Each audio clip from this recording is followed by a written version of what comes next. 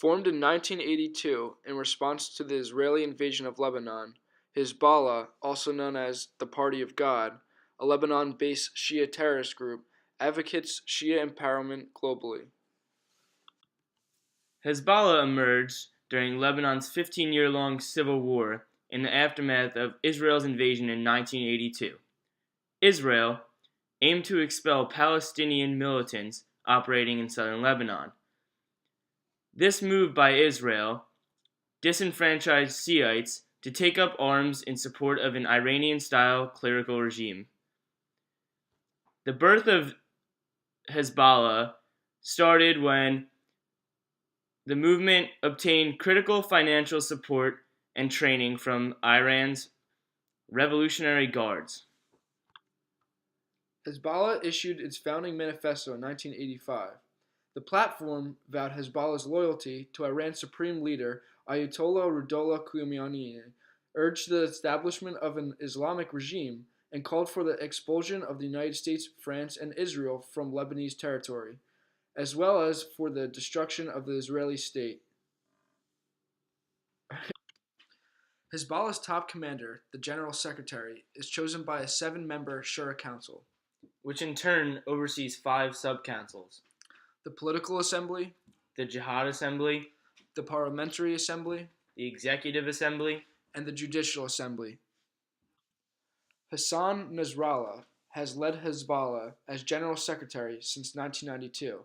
Today, we have special guest Hassan Nasrallah.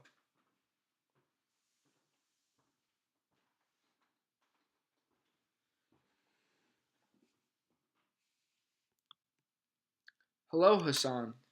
Hello. I have been the leader of Hezbollah since Israel targeted and killed Abbas al-Masawi, the group's past leader. Nasrallah was a member of al-Dawi al-Islamawi, a militant group that followed the teachings of Iraqi cleric Muhammad Baqir al-Sadr. Now, not able to join us today, due to other important terrorist activities, are Naheem Qasim, the second in command, and Hussein al-Khalil, the top political advisor to Nasrallah. My very good friend, Ahmad Fayez Mignaya, was killed a few years ago in 2008 in a car bombing in Damascus.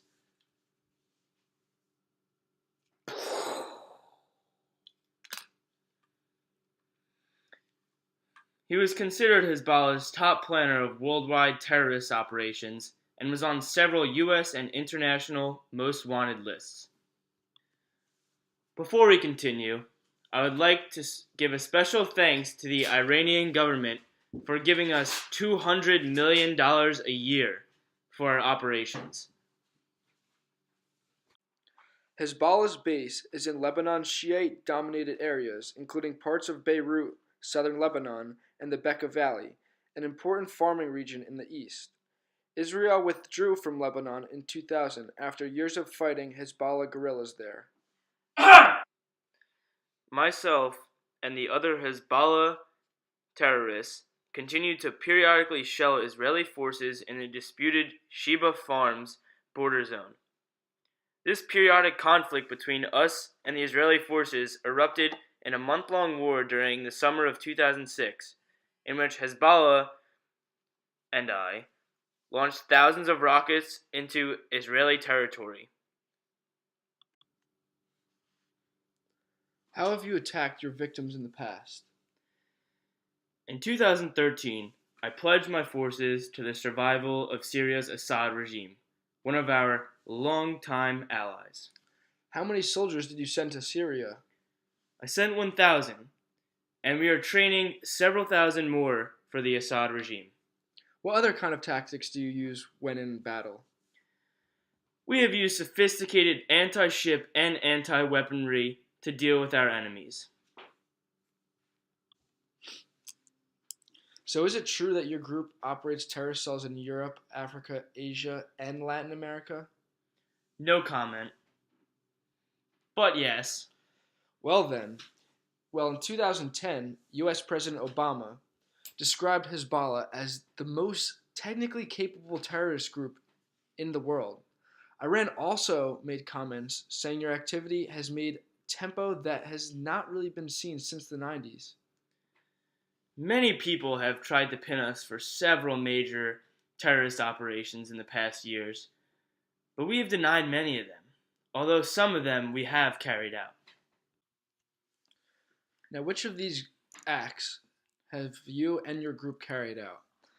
The 1983 suicide attacks on U.S. facilities in Beirut, the 1985 hijacking of TWA Flight 847, the 1992 car bombing of the Israeli embassy, and the 1994 bombing of a Jewish community center in Argentina, the 1996 Khobar Towers bombing in Saudi Arabia,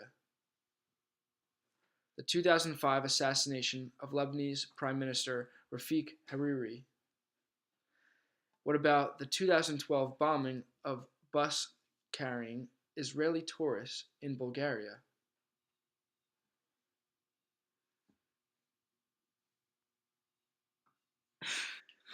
In recent news, the U.S. says that Israel is planning to start a war in Lebanon against Hizballah.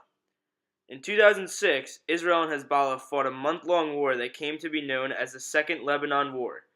The conflagration was ignited when Hezbollah gunmen sneaked across the Israeli border and attacked an IDF convoy, taking 2 soldiers captive. Israel retaliated by massive bombardment followed by a ground incursion into Lebanon, resulting in a 4-week exchange of rocket and missile fire. According to Al-Akbar, the Israelis feel emboldened by the Saudi government's recent decision to cut aid to the Lebanese government and declare Hezbollah a terrorist organization. The newspaper also reported a German intelligence official visited with the Hezbollah leadership in southern Beirut neighborhood of Dahia, the group's stronghold, immediately following the killing of Samir Kuntar. Kuntar was killed in this past December by a rocket on a building in Damascus, where it is believed he was working as a commander with Hezbollah. Kuntar was imprisoned by Israel after he and 3 others from the Palestine Liberation Front infiltrated Nahariya by sea in April 1979 and broke into the apartment of the Haran family, where they kidnapped the father, Danny, and his 4-year-old daughter, Inat. They brought the pair back to the beach and killed them. Israel released Kuntar, a Druze, in 2008 as part of a prisoner swap with Hezbollah, and he is believed to have joined the group since. Sources tell Foreign Policy that the group has developed a new level of military organization, the ability to capture and hold Israeli towns, accurate guided missiles, and equipment that could target Israel's Air Force and Navy. Yes, that's true. Hezbollah does believe it can bring any future war into Israel territory. Now, with more than 1,000 fighters dying in Syria, how will a group like Hezbollah respond to this? Well, Hezbollah has gained a new level of tactical experience and weaponry that has made us a far more threatening force. So I hear Hezbollah's weapons have been upgraded. Now, is that true? Yes, it's very true. We have added tons of new weapons to our arsenal. We now have tactical ballistic missiles, Scud missiles, Fateh 110 Iranian missiles, and M600 missiles, which is a Syrian modified version of the Fateh 110. Again. You have recently spoken out about the organization's capability. Yes. We have ways to strike Haifa's chemical plant and to kill thousands. We have sophisticated air defense systems and naval cruise missiles that could target the IAF and Israeli oil platforms. Well, that concludes all for today. So I'd like to thank you, Mr. Hassan Nasrallah from Hizballah. Thank you. Thanks.